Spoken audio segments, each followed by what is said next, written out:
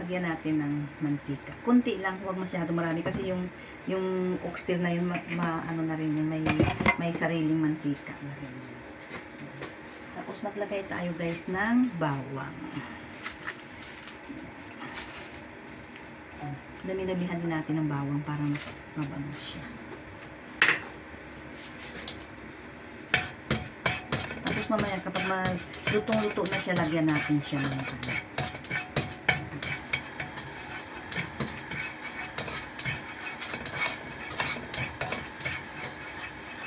Lagyan natin yung oxtail, buntot ng baka.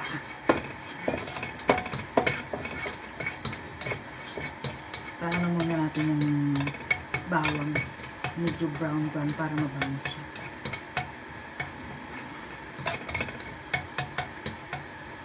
Tapos lagyan na natin yung oxtail na marinate natin.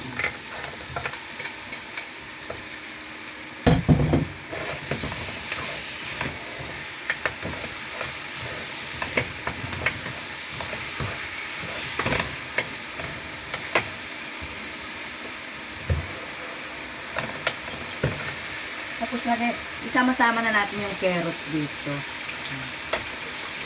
Lahat ng mga ingredients niya isama-sama na.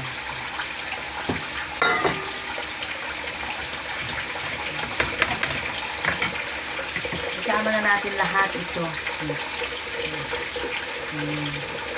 Celery, tapos yung yellow, bell pepper, green, and red.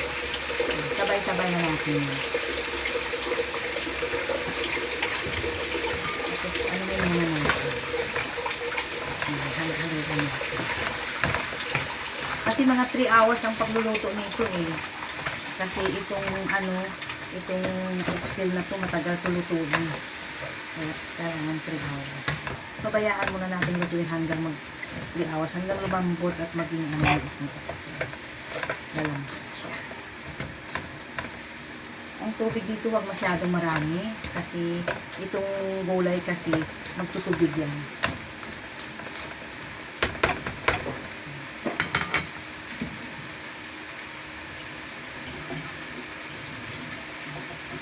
Lagyan na lang muna natin ng tubig. Parang pantay lang siya. Huwag masyadong marami. Tapos pabayaan lang natin siya dyan at titingnan-tingnan na lang natin. Baka masunog kasi yung nasa sa button niya sa baba. Kaya lagi na lang natin tingnan-tingnan.